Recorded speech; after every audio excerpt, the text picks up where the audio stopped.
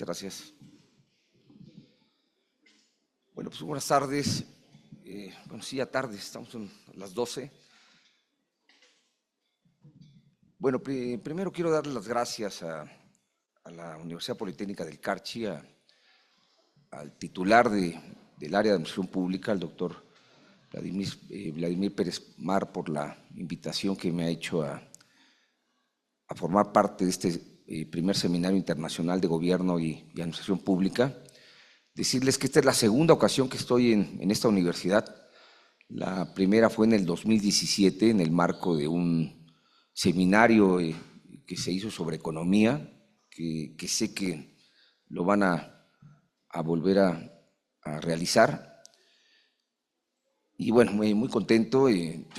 También decirles que los anteriores ponentes han dejado el listón muy alto en cuanto a ideas, en cuanto a propuestas, por lo que estoy más que obligado a estar a la altura de lo que han dicho, obviamente guardando proporciones y siendo respetuoso de las investiduras correspondientes, y tomamos en cuenta que ambos fueron profesores míos. De hecho, Carlos Ramiro fue director de mi tesis doctoral, por lo que el respeto está ahí en lo más alto.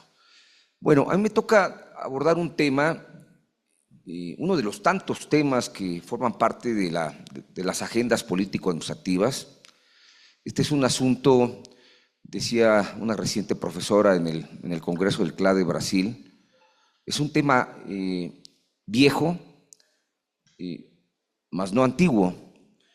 Y lo decía en el sentido de que este asunto, con el paso del tiempo, si nos basamos en la tradición que ha habido en muchos países ya incluso de siglos, tendría que ser una asignatura superada por muchos países latinoamericanos.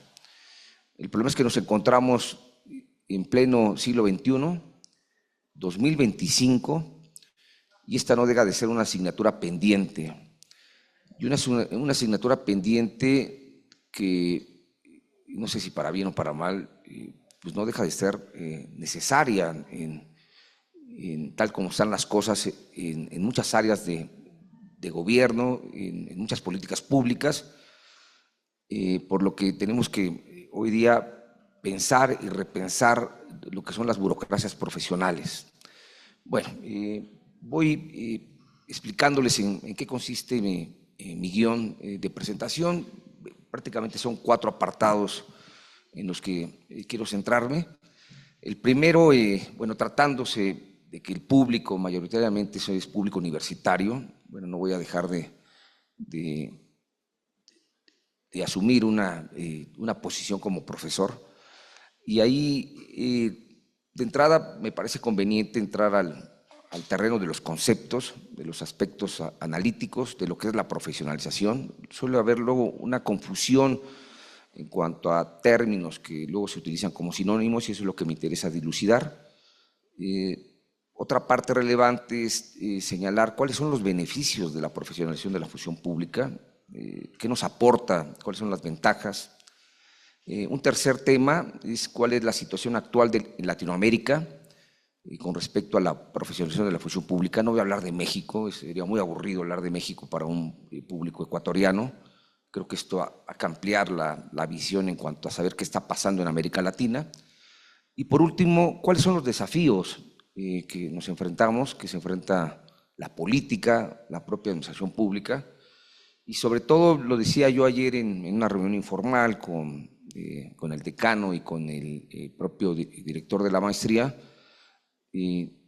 ¿cuáles son los desafíos ante la presencia de gobiernos populistas? Lo voy a decir con todas sus letras. Bueno, a ver, ¿qué entendemos por profesionalización? 2 acepciones muy rápidas. La primera, como la capacidad que tienen las organizaciones públicas de proporcionarles al personal que forma parte de las mismas condiciones para su desarrollo profesional, y que este desarrollo a su vez contribuya a alcanzar los objetivos propuestos por las organizaciones. Cuando estamos hablando de de profesionalización esto lo tenemos que visualizar como un sistema, un sistema en el que esté sobre todo vinculado a un esquema de reclutamiento, selección, formación, promociones, ascensos, estímulos y retribuciones que aseguren la motivación del servidor público en especializarse y desempeñarse en términos de calidad, compromiso y eficacia. Pero además, esta es una parte muy relevante que quiero enfatizar desde ahora, que le dé estabilidad en los cargos, más allá de los cambios de gobierno. Esta es, digamos, la joya de la corona de lo que es la profesionalización. ¿Qué implica la profesionalización? Bueno, la contratación de personal con componentes diversos, conocimientos, experiencia, criterio, capacidad de juicio técnico, conciencia, compromiso ético. Ayer escuchaba a una de las compañeras que forman parte de este programa de televisión que tienen los jueves, que se llama De Mente Pública. De hecho, me entrevistaron ayer ahí con un par de colegas, y ella estaba preocupada y externaba su inquietud de que para ingresar al sector público, pues lo conveniente es que fuese a través de un examen. La gran pregunta es cuáles tendrían que ser las características de este examen, qué es lo que tendrían que medir estos exámenes. Pues yo les adelantaría esto, dependiendo de la naturaleza jurídica de cada organización. No será lo mismo contratar a alguien para el sector militar que para contratar a alguien que esté en un sector de medio ambiente, o que esté alguien en un sector que da programas sociales. Con base en estos perfiles diferenciados es que se tendrían que hacer las diferentes pruebas. ¿A quién o a quiénes interesa el fenómeno de la profesionalización? Y sobre esto yo quisiera centrarme en 4 grandes elementos. Ustedes los pueden ver en la gráfica. Tenemos que hablar de factores que impulsan o que impelen el tema de la profesionalización. Tenemos que hablar de actores involucrados, de fenómenos por combatir, que creo que esa es la parte que a ustedes les interesaría, y quiénes serían los beneficiarios de la corrupción. Bueno, vamos a tratar de analizar cada uno de estos componentes. En el caso de los factores, ¿cuáles son los factores que hacen que los países estén pensando cada vez más en contar con burocracias profesionales? A ver, el primero es el tema de la globalización, ya asentada desde hace muchos años, en el que los países no son una isla, los países están relacionados con otros. Esos otros países exigen cosas al país en cuestión, pues para que puedan invertir, para que haya turismo, para que alguien que quiera poner una empresa pues tenga las condiciones suficientes para que esto pueda hacerlo. Entonces ahí el gobierno tiene que ponerse atento y decir, bueno, pues hay que hacer algo para que efectivamente tengamos inversión extranjera y podamos tener una mejor relación con otros países. Otro tema que está en juego son la competitividad en los mercados y en las organizaciones públicas. Las burocracias ayudan en ello, a que haya certeza jurídica, a que efectivamente haya reglas parejas para todos y no diferenciadas. Los procesos de reforma del Estado, que significan pues el rediseño de todas las instituciones de los países cuando así se desea. Vamos a pensar en un cambio constitucional, a ver lo que estaba aconteciendo hace poco en Chile, que desde un inicio querían crear una constitución. Bueno, seguramente se iba a reformar los propios gobiernos y las propias administraciones públicas, confiando de que ahí estuviese este ingrediente de la profesionalización. La consolidación de los sistemas democráticos, este tema es relevante, porque esto significa, escuchen bien esta frase que es importante, sí a los cambios de gobierno, no a los cambios de administración. Con la alternancia política entenderíamos que habrá partidos que en las elecciones pueden llegar a ganar esta posición de gobierno. Bueno, lo que se debe es que mantengamos una administración estable, pues que le dé continuidad a políticas públicas, a servicios públicos, y no se haga pues todo un cambio ahí radical como suele suceder. Pues la revolución tecnológica también significa que los que hoy día están trabajando en el servicio público sepan de tecnologías, estén profesionalizados para saber manejarlas. La inteligencia artificial va a dar lugar a ello, a que la gente esté mejor preparada. La sociedad del conocimiento, estamos viviendo en una sociedad en la que los datos, la información es muy importante, esto que se conoce como el Big Data, pues va a significar que también los servidores públicos sepan de esto, pero también muchos puestos de trabajo se van a rediseñar a través de esta nueva idea. La cada vez más sofisticada capacidad gubernamental, que significa que los gobiernos en un determinado momento, y más ahora en una coyuntura en la que el Estado ha regresado, puedan meterse en actividades que son casi científicas. Bueno, pues ahí necesitamos a gente que sepa del oficio, que sepa de la tarea. Y bueno, también el desarrollo de criterios gerenciales para evaluar el rendimiento de las organizaciones y la preocupación por la receptividad, ¿no? Los gobiernos cada vez se preocupan más por evaluar cómo están trabajando. Bueno, pues requerimos gente que sepa evaluar y que sepa de cómo mejorar procesos, resultados, servicios, políticas. Actores involucrados, bueno, pues los gobiernos y las organizaciones públicas aparentemente tendrían que ser de los interesados en que haya un cambio con relación a lo que les estoy comentando. Los organismos internacionales, que no lo crean, hay organismos como el Banco Mundial, el Banco Interamericano de Desarrollo, la Agencia Española de Cooperación Internacional, que además luego dan hasta recursos públicos para que los gobiernos y las administraciones entran en este tren de la profesionalización. Hay muchas experiencias al respecto. Y ellos también se convierten en observadores porque además nos miden cómo estamos con relación a otros países. Van a ver más adelante la medición que hace la OCDE o el Banco Interamericano de Desarrollo de cómo están los países de América Latina. Bueno, y también los ciudadanos, si bien no están del todo interesados en qué pasa en el mundo de las administraciones públicas, ante el desencanto luego que se da con los partidos políticos, con los sindicatos, pues suelen mirar a la administración y decir, oye, si yo pago impuestos, pues dame los mejores servicios posibles, ¿no? Y por lo tanto el asunto adquiere cierta relevancia. Fenómenos por combatir, un fenómeno muy importante, lo decía yo hace rato en una entrevista que me hacía Iván, la corrupción. Los servidores públicos, al tener estabilidad en los cargos, al tener incluso sueldos competitivos, ¿por qué tendrían que mirar la corrupción? ¿Sí? ¿Por qué tendrían que, como dicen en Sudamérica,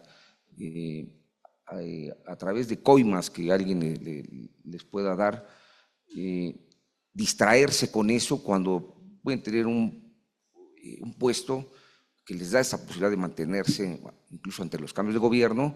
Entonces la concentración tendrá que estar ahí, no estar buscando otras posibilidades de un enriquecimiento ilícito. La falta de competitividad es otro elemento por combatir, y me refiero ya a las organizaciones en general, en las que, sobre todo ante la opinión pública, que lo que se desearía es pues que estén siendo eficientes y eficaces en su trabajo.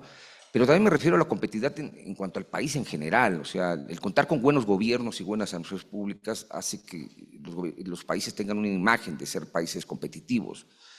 La improvisación, obviamente, el antídoto de la improvisación es la profesionalización. Usted seguramente, bueno, aquí hay gente muy joven, no así veo a otras generaciones que seguramente han comprobado casos de gente que estuvo en las campañas, que hicieron muy bien su trabajo ahí, pero los ponen en un puesto público y no tienen ni la más remota idea de lo que tienen que hacer. Y ahí es donde improvisan, y eso tiene un costo más de lo que ustedes imaginan. El déficit de confianza de los ciudadanos es otro elemento que tenemos que combatir. Si ustedes revisan, por ejemplo, las encuestas del Latinobarómetro, las instituciones gubernamentales que incluyen a los gobiernos y a las organizaciones públicas están por debajo del 25% de aceptación o de confianza por parte de los ciudadanos. Es terrible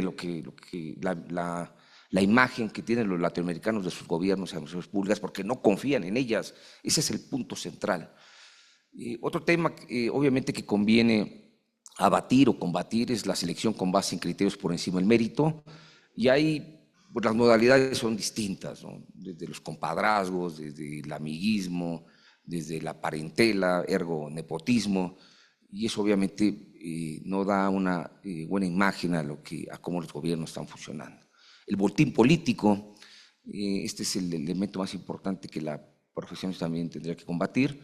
Entiendas el botín político, bueno, se dice en inglés el spoil system, en el que todo aquel que llega a ganar las elecciones llega con la idea de que toda la administración es como un gran pastel y todas las rebanadas son mías. ¿Sí? Y por lo tanto yo la reparto a partir obviamente de los criterios que mencioné con anterioridad, y en el que hasta el puesto más bajo, hasta el puesto que puede resultar más significativo, también es mío. ¿sí?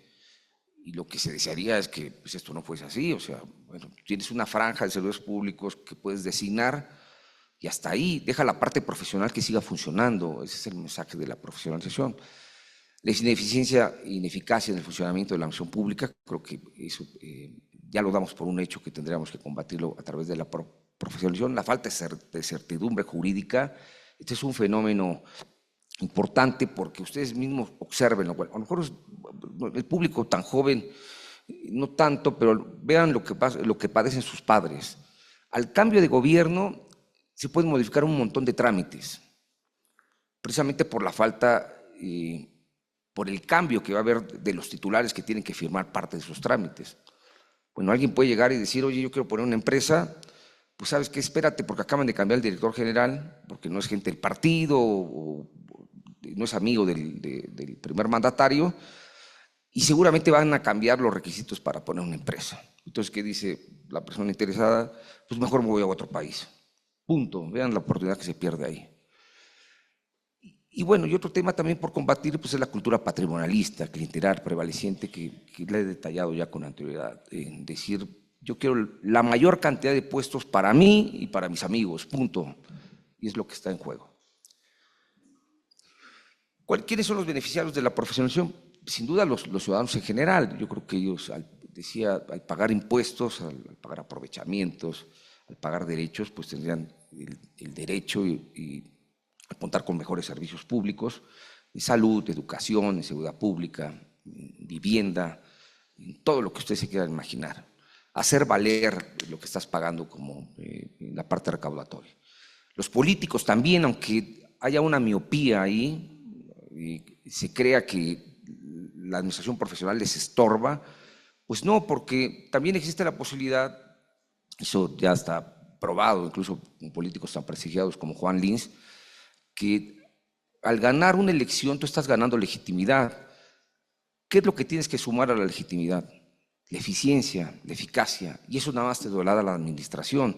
Si tú juntas ambas cosas al final de tu mandato, entonces existirá una posibilidad muy, pero muy alta de que la siguiente elección o la gane o te reelijas en el cargo o la gane el propio partido que te dio esa posibilidad. Ahí es donde ya no hay una suma cero, sino que vas sumando elementos que te van a estar esta posibilidad de mantenerte a lo largo del tiempo. De lo contrario, si tú subestimas lo que hace la administración, puede que te quedes solito con la legitimidad, pero esa no te va a servir con el paso del tiempo. Los servidores públicos, que sin duda estarían también deseando, así como lo relataban muchos chicos ayer, o algunos chicos que escuchaba, pues que ingresen por mérito, que valoren sus conocimientos, sus capacidades y que tengan estabilidad obviamente en los cargos.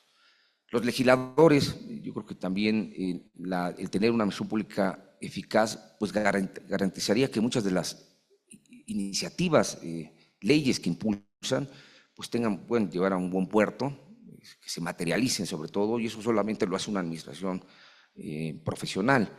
Los sindicatos, que si bien es cierto, no sé cómo funciona en Ecuador, pero pues hay un sistema escalafonario que está presente regularmente en sus reglas del juego, al notar o al ver que hay una administración que se está moviendo con reglas diferentes, pues puede que también ellos también las adopten y hagan valer su sistema tal como existe. Los organismos internacionales, y creo que no está de más que nos califiquen muy bien en cómo estamos haciendo las cosas, las organizaciones de la sociedad civil, y bueno, y un asunto que yo vuelvo a poner ahí, los ciudadanos en general. Bueno, ¿y por qué? Porque el ciudadano en general también, no se crean que les hace muy feliz que sepan o se enteren de que los servidores públicos están en mejores condiciones, están con sueldos distintos, con incentivos diferentes. Eso a lo mejor les molestaría un poco. Ellos están viendo el resultado, eso es lo que les interesa a ellos, cómo les das el servicio público, que en el trámite que realizan no haya ahí una sospecha o una pizca de corrupción. Es un público, digamos, voluble, pero en la que la atención de la administración tiene que estar en eso, en el resultado como tal, sin estar interesado en estarles explicando los procesos, pero pues más razón hay que estar atentos a lo que el ciudadano pide y solicita.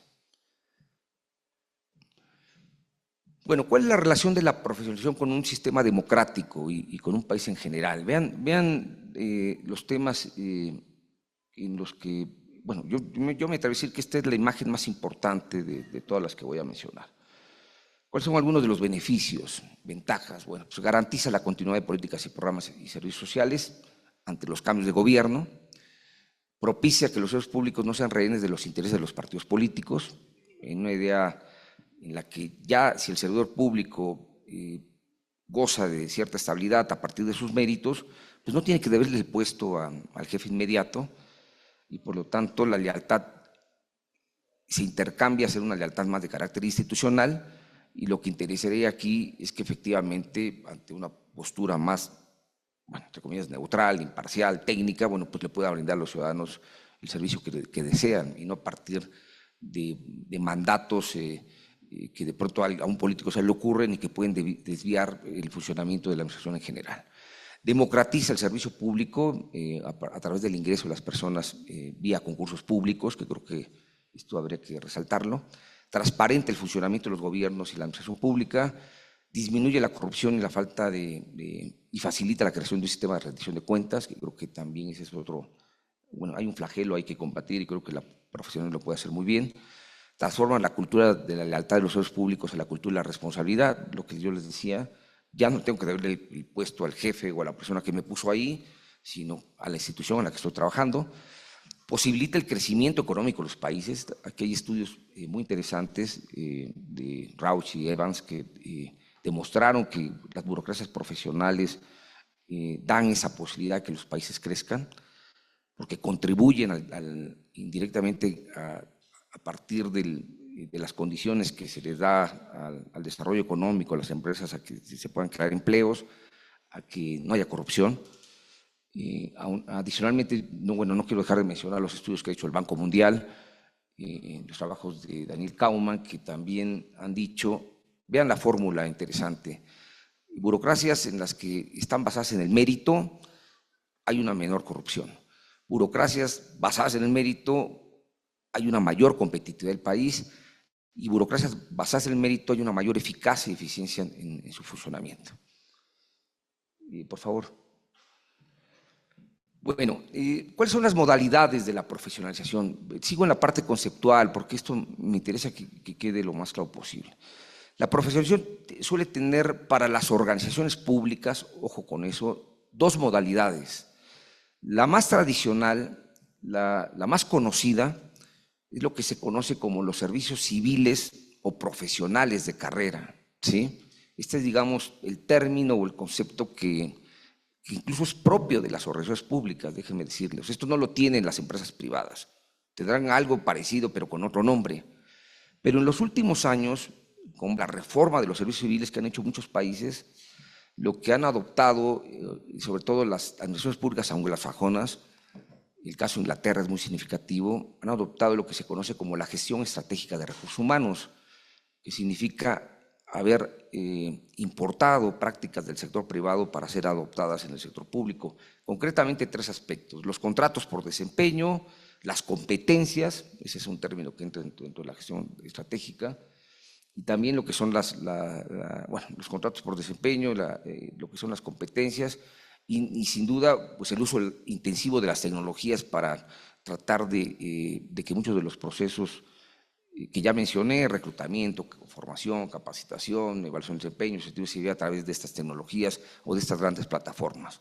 Ahí está la gran diferencia. Cuando estamos hablando de los servicios profesionales, estamos hablando de países que finales del siglo XVIII decidieron adoptar estas cosas. Les doy este dato para que vean la diferencia con respecto a lo que vamos a revisar en 2025.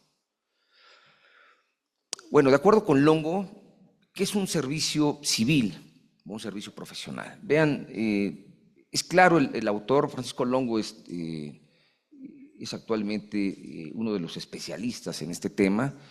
Está adscrito a ESADE, esta Escuela Superior de Alta Dirección que está en Barcelona. Tiene un libro muy famoso que se los quiero recomendar, que se llama Mérito y Flexibilidad. Y lo que señala Francisco Longo habla de tres características de los servicios civiles. Vean lo siguiente, dice Longo: conjunto de arreglos institucionales mediante los que se articulan en una realidad social determinada el empleo público y los recursos humanos que lo integran, ¿sí? Para el sector público únicamente.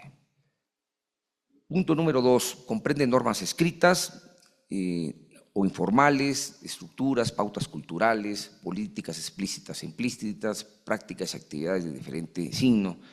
O sea, los servicios civiles no nada más es la ley, sino que trata de sumar todo lo que sea relacionado con una práctica en cuanto a la gestión del personal, y esto es relevante señalarlo.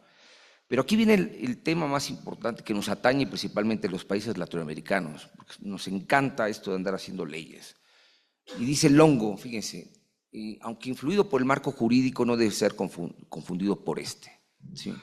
Hay países que dicen, mira, ya tenemos una ley del servicio civil. ¿Y de qué carajo sirve eso si no funciona? Entonces, por lo tanto, Longo lo que dice, si no funciona el servicio civil, con base obviamente en un marco normativo, no tenemos servicio civil. Eso es de una lógica elemental, pero ese es el mensaje central que nos manifiesta Longo. No podemos tener servicios civiles si no están funcionando, y las leyes no son los servicios civiles. Bueno, la parte interesante es que vamos a encontrar tipos de servicios civiles y una enorme diversidad en la materia. Y fíjense lo interesante, porque vamos a encontrar ya en la clasificación que hay al respecto, servicios civiles abiertos, o se les llama de empleo, pero están por otro lado los servicios cerrados de carrera. ¿Qué es eso? Son de carrera, en la que ahí los ejemplos más connotados son los de la Europa continental, llámese España, llámese Francia, llámese Alemania. Y ahí la gente se hace una carrera desde el puesto más bajo hasta el más alto, no así en los primeros, que ahí se abren concursos abiertos para que si alguien tiene la capacidad de participar para ser director general, vaya a ser director general sin haber hecho el recorrido previo. Pero además existe una tendencia reciente, que es la de mezclar los servicios de carrera con los de empleo, de ahí que se denominen servicios mixtos. Vamos a encontrar también en toda la, vamos a llamarle fauna burocrática, pues servicios que tienen un porcentaje muy elevado de gente que se encuentra adscrito a un servicio civil, a un sistema profesional. Llámese, por ejemplo, el caso de Francia, que el 70% de su personal forma parte de esta estructura. Pero también vamos a encontrar, contrariamente a administraciones públicas muy politizadas, en la que la politización está por encima de la profesionalización. Caso concreto, las administraciones públicas latinoamericanas, sin irnos más lejos. ¿Cuál es la receta en esto, en cuanto a decir cuál es el porcentaje, profesor, para decir que tenemos un servicio profesional? Pues no lo hay. Eso dependerá de las decisiones políticas que están en juego, ¿sí? Vamos a encontrar también servicios en su administración que van a ser más centralizados que otros, a partir de un área en concreto, pero habrá otros que se decide descentralizar, en las que todas las áreas tienen prácticamente áreas de recursos humanos o de personal que están administrando propiamente al servicio civil en general. Vamos a encontrar servicios, aquí entran los abogados, con legislaciones más de carácter laboral y otras más de carácter administrativo, pero también vamos a encontrar legislaciones mixtas. Bien, otro tema interesante en la identificación de los servicios civiles que promueven a servicios públicos generalistas, ¿sí? Regularmente son los servicios de carrera, pero vamos a encontrar servicios que promoverán más la parte de especialistas, y aquí es donde caen lo que son los servicios civiles de empleo o abiertos. Bueno, por último vamos a encontrar los servicios tradicionales o clásicos, estos que datan, ya lo decía yo, de finales del siglo XVIII, pero nos vamos a encontrar con los de segunda generación, que ya son servicios recientes, que incorporan nuevas tecnologías, que juegan a otra velocidad y que son mucho más flexibles en cuanto al funcionamiento y no tan rígidos. Ustedes podrán ver en el gráfico, digamos, los procesos más importantes que comprendan a un servicio civil, que va desde un proceso de planeación, un proceso de ingreso, decía yo, formación, evaluación, incentivos, separación, otro que es transversal, que es de control y evaluación. Aquí no faltará alguien que me pregunte, oiga, ¿y esos son los procesos fijos? Pues no, esto es como un rompecabezas que según la burocracia que así lo decida, ya sea de carácter central o local, pondrá cuantos procesos se le antojen o crean convenientes y dependerá del tipo de servicio civil que consideren que es el más conveniente, ¿sí? Bueno, ¿cuáles son los elementos centrales de un servicio profesional? Ahí hay 4 que también define el hongo. Yo voy a decir para mí cuál es el más importante. Primero, los sistemas de acceso o de ingreso, llámese el conjunto de mecanismos para el reclutamiento y selección de los empleos públicos. Un segundo elemento es la organización del servicio de la carrera profesional, que arranca de la distinción, ya lo decía yo, esto es diseño entre los sistemas de carrera o los sistemas de empleo. Un tercer elemento corresponde al conjunto de derechos y deberes establecidos para los empleados públicos, llámese si estamos hablando de una ley laboral o de una ley administrativa. Y finalmente la administración del servicio civil, que hace referencia al grado de centralización o descentralización. ¿Cómo vamos a administrar el servicio en general? Ahora, si ustedes me preguntan, para mí, ¿cuál es el componente más importante de estos 4? El primero, los sistemas de ingreso. Si no tenemos sistemas de ingreso claros, transparentes, en la que no haya trampa en cuanto a la realización de los exámenes, que a algunos se los dan ya y otros no. Si ese sistema no funciona, no tenemos servicio civil. Podríamos tener sistemas de capacitación de última generación, con las plataformas más importantes que hay en el mercado, Blackboard, Canvas, y podríamos presumir eso, pero si el sistema de ingreso en el que pudiesen estar prevaleciendo estas prácticas nocivas que ya comentamos, que es el amiguismo, el compadrazgo, eso sigue estando ahí, entonces de nada sirve todo lo demás, es lo que yo les podría adelantar. La gran apuesta está en tener sistemas de ingresos sólidos que permitan efectivamente, que garanticen o que den esa posibilidad de que vamos a tener servicios públicos de otro tamaño y de otro nivel. Ahora bien, ¿cuáles son 4 de los componentes básicos que están en juego en la construcción de un servicio civil? Porque tampoco no nos quedemos con la impresión de que los servicios civiles son únicamente sistemas de administración de personal. Si alguien cree que es eso nada más y la energía tiene que estar en esta parte, pues entonces no estamos entendiendo el funcionamiento de la política y de la administración en general. Los 4 componentes básicos está primero, y lo pueden ver ustedes en la imagen, en el apoyo político, ¿sí? Si a los políticos no les interesa esto no funciona. Y es fundamental. O sea, y vamos, si el presidente o la primera magistratura dice, yo voy a crear una burocracia profesional, ahí esa es una gran noticia y vamos de gane. Un segundo elemento tiene que ver con el diseño institucional. ¿Cuáles son las normas, las leyes que tenemos que construir para que esto sea perdurable, para que esto exista? Un tercer elemento tiene que ver con la gestión de recursos humanos, que implica todas las herramientas que tenemos que implementar en los distintos procesos que están en juego. Y por último, una parte muy relevante, la cultura del mérito que tiene que estar presente en la administración. Y eso no se compra en los supermercados, se los digo desde ahora. Este proceso puede durar más tiempo de lo que ustedes se imaginan, pero como esto se asiente, esto exista, ya estamos del otro lado, se los puedo asegurar. Ahora, desafortunadamente, ¿qué es lo que ha sucedido?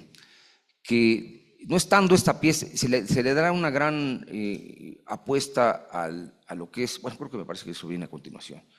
Pero vamos a entrar a la parte que a mí también me interesa comentar con ustedes. ¿Cuál es la situación actual de Latinoamérica respecto a la profesionalización de la función pública? ¿Cómo estamos en ese terreno? Bueno, vamos a lo siguiente, por favor. Bueno, vean, este es el índice de desarrollo del servicio civil. Estos son estudios que el Banco Interamericano de Desarrollo viene haciendo desde hace 20 años.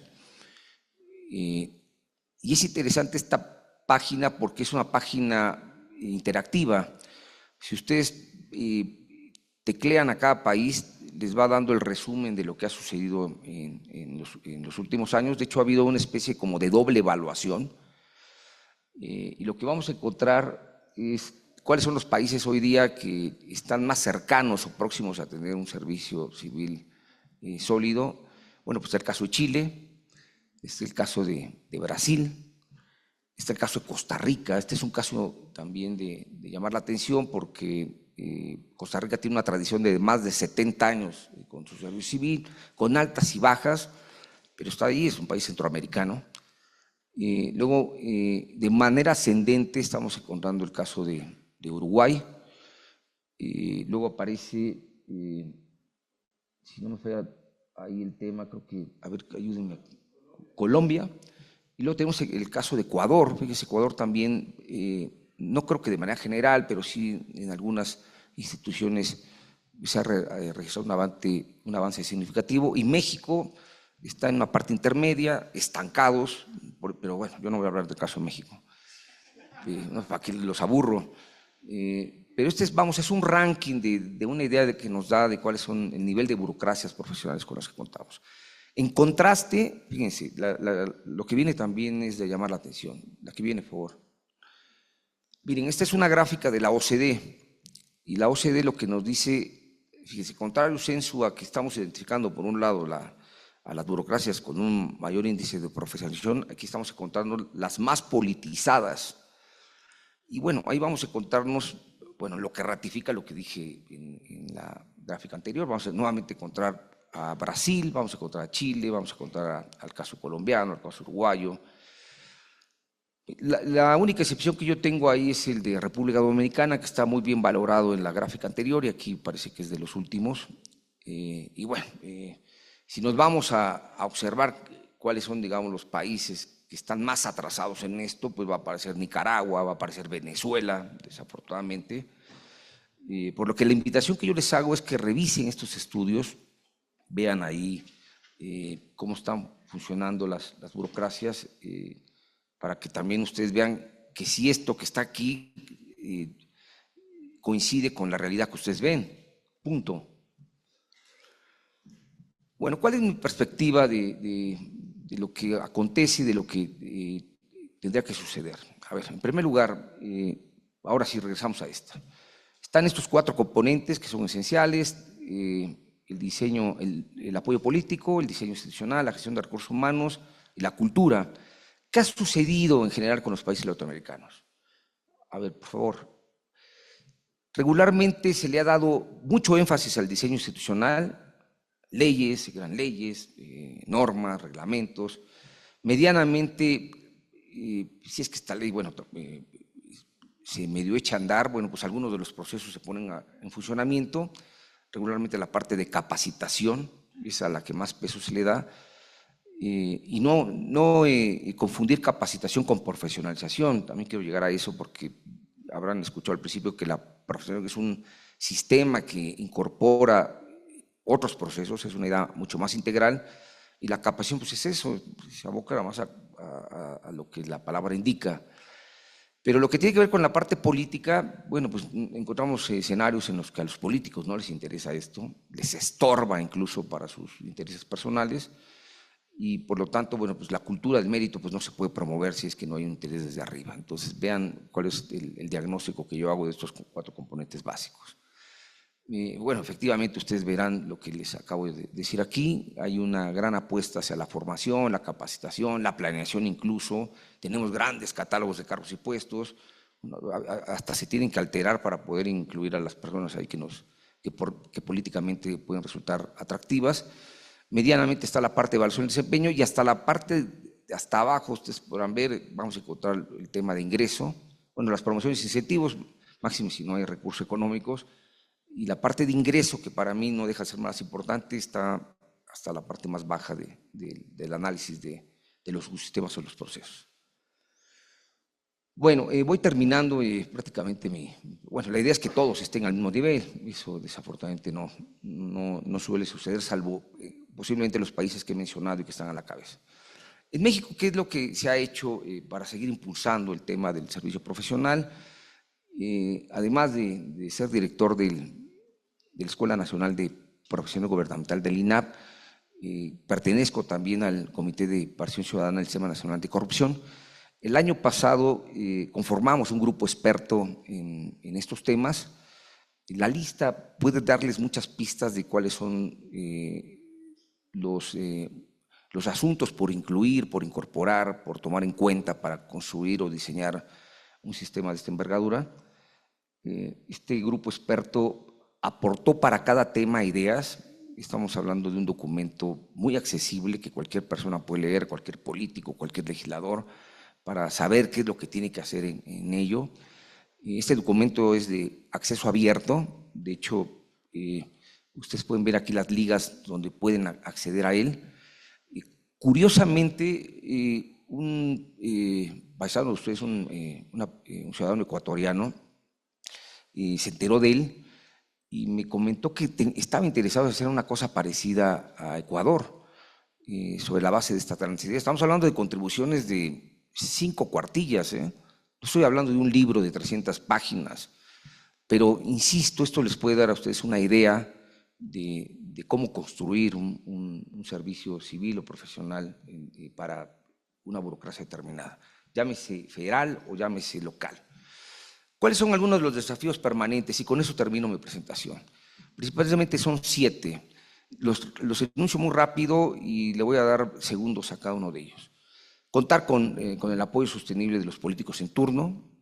El segundo es buscar la adecuada relación entre políticos y miembros del servicio profesional de carrera.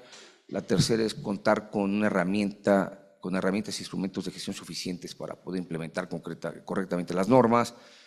Tener una vigilancia adecuada y correcta del funcionamiento del sistema para evitar precisamente estas sospechas de que algo no se está haciendo bien. Conseguir un equilibrio entre centralización y descentralización para la operación. Realizar una correcta gestión del cambio y construir una red necesaria de aliados del sistema que lo apoyen y lo hagan sostenible. A ver, me detengo rápidamente en cada una de ellas. Apoyo sostenido. Decía yo, y lo reitero, si a la política, a los políticos no les interesa esto, difícilmente vamos a avanzar hacia tener una burocracia necesaria y potente, robusta, como la que se ha estado describiendo. Esto es clave. ¿Sí? La gran pregunta que se tienen que hacer los burócratas, incluso los directivos, es ¿qué quieren los jefes? ¿No? ¿Qué quieren los políticos? Y si, al contrario de esta visión que he descrito, hay políticos con una visión de que la administración es útil y necesaria, ahí creo que se puede dar un paso necesario. El segundo elemento es, decía yo, cómo nos ponemos de acuerdo entre los políticos y los miembros del servicio civil, ¿sí? ¿Cuáles son estos arreglos institucionales en el que el político diga, esta es mi arena, esta es la tuya? No en una idea de política versus administración, sino una idea de complementariedad para, en un esquema de ganar, se hagan cosas conjuntas. La política es muy importante, esto lo quiero dejar claro. Que haya malos políticos es otra cosa, pero apostemos a que haya buenos políticos para que también, y buena gente en la administración para que haya una relación natural ahí, vía arreglos institucionales. Contar con las suficientes herramientas de gestión. Aquí déjenme decirles lo siguiente, porque a mí me tocó ser testigo y fundador de lo que ha sido en el país, en México, la experiencia del servicio profesional de carrera en la administración pública federal o centralizada, para que hagamos el equivalente con ustedes. Estamos hablando de un ejercicio de hace 20 años. Y lo que se hizo al inicio fue observar qué estaba pasando en el sector privado. ¿Sí? Oye, trata el sistema de evaluación de desempeño que sucede en Bimbo o lo que sucede en otra empresa importante. Con el paso del tiempo se ha formado una masa crítica relevante, se han creado herramientas propias, hay instituciones que han desarrollado cosas interesantes. Yo diría que el sector público ya tiene un arsenal suficiente para poder implementar un sistema a la altura de lo que sucede en otros países. ¿Quién vigila el funcionamiento del servicio civil o profesional? Esto es clave porque este tipo de sistemas nunca estarán, decía yo, lejos de la sospecha de que, oye, por ahí ya me enteré que los exámenes ya se filtraron y ya se los dieron a personas que interesan que se queden. Oye, el sistema de evaluación de desempeño no mide nada porque sigue con la idea de que el jefe es el que manda. Entonces necesitamos obviamente alguien que refuerce esta vigilancia para que el sistema esté funcionando y tenga credibilidad sobre todo. La idea de descentralizar. En el diseño tenemos que saber muy bien cuál va a ser el área responsable de llevar a cabo toda esta tarea, toda esta labor. Forma parte de la planeación que se tiene que hacer pero eso también dependerá de qué también se quiera hacer desde un inicio. Regularmente la sugerencia está que primero se centralice el manejo del servicio para luego irlo descentralizando paulatinamente. La gestión del cambio, importante. Lo que suele suceder cuando existen sistemas que se acomodan, que se plantan, que aterrizan en una organización, es que no descarten que un servidor público que no forma parte de este sistema diga, oye, ¿por qué yo sí, por qué yo no? ¿Por qué tenemos servidores públicos de primera y servidores públicos de segunda? ¿Sí? Entonces esto también significa que, porque algunos entran por el mérito y otros no. Entonces esto significa que la institución responsable pues, haga toda una labor de inducción, de socialización, pues para que no tengamos ahí turbulencias en el funcionamiento de un sistema de esta naturaleza. Bueno, y por último, pues construir una red de aliados. Esto es básico, o sea, para que esto se mantenga y sea sólido, necesitamos la participación de las universidades, de los colegios de profesionales, de los legisladores, de los partidos políticos, de los órganos internacionales, en una gran alianza de la sociedad civil, de los ciudadanos mismos, pues para que esto se pueda mantener con el paso del tiempo, ¿no? Evitemos que haya detractores tanto externos como internos, y de ahí las alianzas con todos los organismos que den cuenta. Bueno, pues a mí no me resta más que darles las gracias a todos ustedes por su atención, esperando que haya quedado clara cuál es la idea de esto, e invitarlos a que piensen, a que razonen cuál es la administración pública que les gustaría tener en los próximos años, pero sobre todo cuál es la administración pública en la que les gustaría estar, que creo que es lo más relevante. Muchas gracias.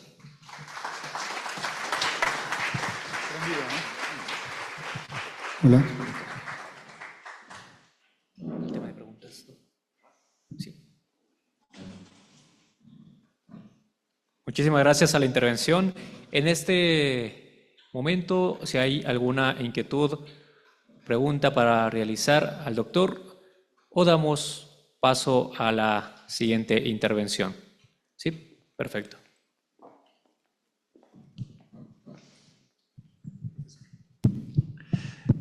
Gracias. Solamente una pregunta que tú planteabas con las estadísticas que me gustaron, y es, digamos, cómo intervenir esto de la cantidad de política que hay en la administración, acciones. Sabemos el tema de la profesionalización, pero en nuestros países, particularmente en Colombia, cada 4 años emerge una nueva burocracia.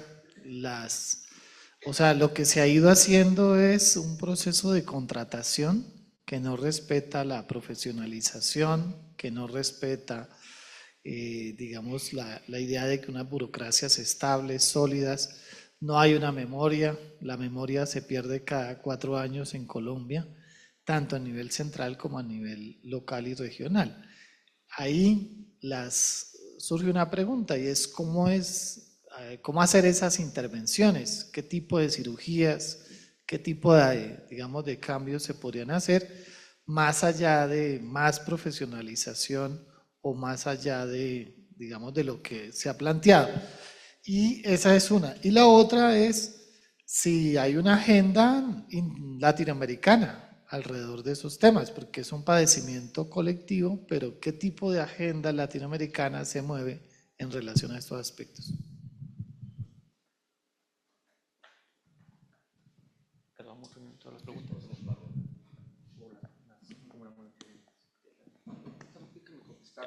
No se me va la idea. A ver, voy a tratar de ser muy claro en mi opinión. A ver, a los políticos nunca les vas a poder sujetar las manos, ¿sí? Y si tienen esa posibilidad de allegarse de la mayor cantidad de recursos en una idea patrimonialista, lo van a hacer. Eso ni lo duden. O sea, de modo de que, ¿qué podemos hacer para efectivamente tratar de frenar, no de sujetar? Pues consolidar sistemas de esta naturaleza que estén en ley, que que funcionen bien. Lo digo también sobre la base de lo que a mí me ha tocado vivir. Tuve la oportunidad de dirigir uno de los servicios más importantes de México, el Servicio Profesional Electoral, que además sé que en el caso del Consejo, es Consejo, ¿no?, el que lleva las elecciones. Sí, también hay prácticas similares y así haya habido cambios en los puestos más importantes, puestos de designación política, este servicio se mantenía incólume, porque además garantizaba que las elecciones se hicieran muy bien. O sea, si eso no se hace muy bien, se puede caer un país entero. Entonces, perfectamente sabían cuáles eran las reglas del juego estos consejeros y por lo tanto tenían que respetar este segmento que era un grupo de élite. Bueno, no era, sigue siendo un grupo de élite. Y lo mismo tiene que pasar para las administraciones públicas. Habrá áreas muy importantes, en el caso de la defensa, toda la parte de seguridad, la capacidad técnica la necesitamos en lo máximo, la educación, salud, y si eso se trastoca, se mueve, pues corremos el riesgo de que el ciudadano no reciba el servicio que necesita servir, entonces por lo tanto, que necesita recibir, perdón. Necesitamos blindar estas áreas para que garanticemos la prestación de servicios y para eso sirven las normas. Ahora, me preguntaba Byron y lo hacía bien, ¿a nivel de Latinoamérica existe alguna guía, algún documento? La respuesta es sí. Y la recomendación que yo les hago a toda la gente que está aquí atenta es de que revisen el CLAD, que es el Centro Latinoamericano de Acción para el Desarrollo. Se ha hecho la tarea de desarrollar una serie de cartas que son como listas de requerimientos para temas muy concretos. Para existe la Carta Iberoamericana de la Función Pública, que se firmó en el 2003 en Santa Cruz, en Bolivia.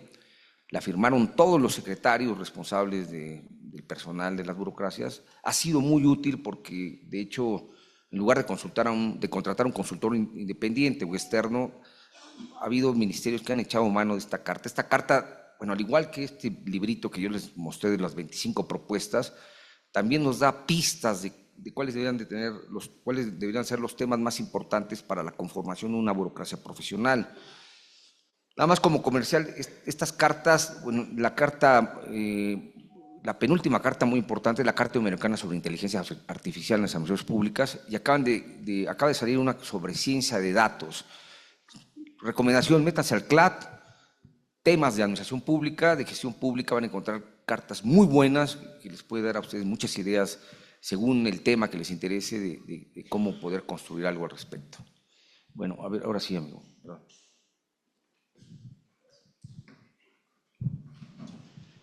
Muchas gracias. Bien, primero felicitándole por su brillante intervención. Vamos sobre la lógica del doctor Luis Aguilar Villanueva. Mi pregunta va orientada después de una reflexión. Vemos los cambios volátiles de nuestro sistema mundo, la situación de amenaza, riesgos sostenidos sobre el narcotráfico, delitos conexos, que prácticamente tienen un símil México, Colombia, Perú y Ecuador. Y también sobre la lógica, lo que está pasando ahora con Norteamérica a través de Donald Trump, que precisamente con México ya empieza a tener muchos inconvenientes. Sabemos que México desde hace mucho tiempo ha realizado muchos estudios, hay mucha bibliografía sobre política pública. Sin embargo, vemos que las instituciones no son todavía sólidas y prácticamente están a la deriva. Tenemos una Latinoamérica que está fraccionada por los gobiernos mismos progresistas y también por otros sistemas. La pregunta puntual es, ¿qué está haciendo México dentro de esta planificación? Si existe ya una incidencia completa por Norteamérica, ¿van a tener una política reactiva con pruebas de ensayo y error? ¿Ya tienen planificado a largo plazo? Y esta puede ser también una réplica para que podamos realizar lo mismo aquí en Sudamérica.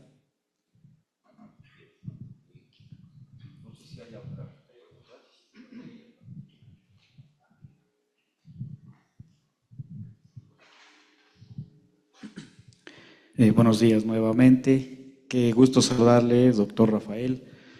Mi pregunta es, bueno, apelando un poco a su conocimiento del mundo y de estas ideas de la burocracia, ¿qué tan posible es, conociendo en el caso ecuatoriano, pues que para ser legislador, para ser presidente de la República, un único requisito es tener 18 años? Entonces eso, desde el punto de vista de ser inclusivos, que todos pueden serlo, si eso tal vez un poco no compatibiliza con ciertos requisitos que se pueda poner para que, como usted mencionaba, la decisión política es la principal, es la que mueve. Si no hay voluntad política no se mueve nada. Entonces, si ellos tienen una responsabilidad tan grande, ¿qué tan posible es que se pueda incorporar ciertos requisitos a más de 18 años para una autoridad de elección popular?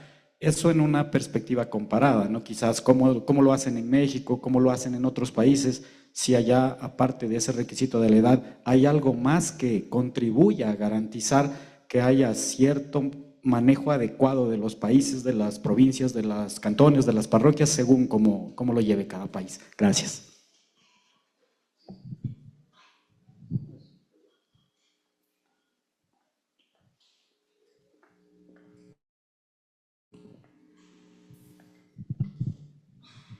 Gracias. La intervención que dio a conocer me parece un tema muy interesante y de aquí viene mi pregunta, ¿no? Me voy al contexto ecuatoriano, en donde ¿qué reforma sería necesaria para garantizar una profesionalización del sector público que contribuya al fortalecimiento de la democracia sin caer en la tecnocracia de la ligada social?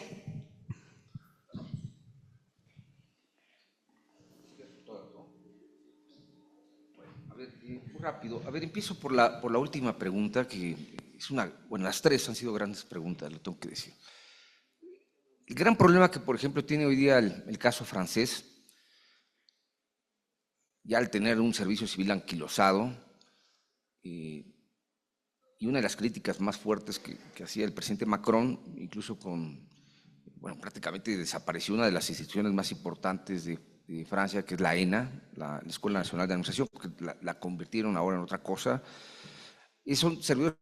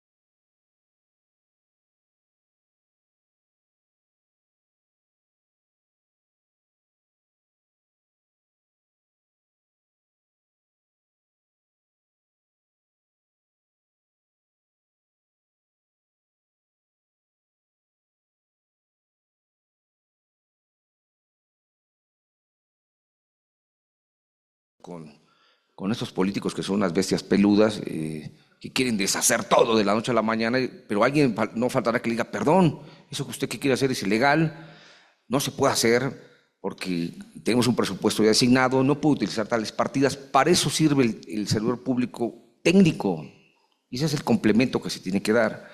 Yo obviamente no me metería a poner requisitos académicos a puestos de elección, dejémoslo así porque esa es parte de la naturaleza y del espíritu de las democracias contemporáneas, incluyendo la edad. Ahora bien, en cuanto a la última respuesta, que sin duda es de la más compleja, ¿qué va a hacer México en el caso de una estrategia contra el crimen organizado? Mea culpa, lo decía yo ayer de manera informal, que cárteles mexicanos ya son productos de exportación, están por todos lados, no se digan en Ecuador, y habría que eliminarlos, habría que extinguirlos. Tengo que decir, y lo digo con todas sus letras, que tuvimos una estrategia fallida el sexenio pasado. Yo confío que esta de abrazos no balazos, habrán escuchado ustedes esta frase del presidente anterior, que generó una laxitud enorme con muchos cárteles que están presentes en el país. La estrategia, tengo la impresión que se ha modificado y creo que tiene que ser benéfica para el resto de los países latinoamericanos. Creo que tiene que haber una coordinación. Ayer nos hacían esa pregunta casualmente en el programa de radio en el que subimos, se acordará aquel tocayo, ¿qué tienen que hacer los países latinoamericanos para atender un asunto de seguridad pública que ya se convirtió en un asunto de seguridad nacional? Ese es uno de los grandes problemas que tiene hoy día Latinoamérica, cómo batimos el crimen organizado, y es coordinándose. La tecnología tiene que estar ahí, el intercambio de bases de datos. Desafortunadamente, el actual presidente de los Estados Unidos, pues un día, según sus humores, amanece con ideas amenazantes. Bueno, el gran problema que tenemos hoy, seguramente lo saben, es el asunto de los aranceles. Casi mes con mes se tiene que estar negociando esto. Yo creo que esa situación tiene que desaparecer del escenario, pero más allá de satisfacer un interés externo, creo que tenemos que seguir pensando en cómo solucionar los problemas propios.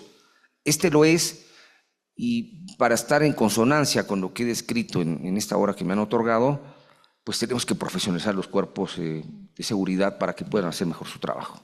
Ahí está parte de las medidas o de los remedios que podemos darle a una política pública tan importante, ya no solamente para México, sino para América Latina.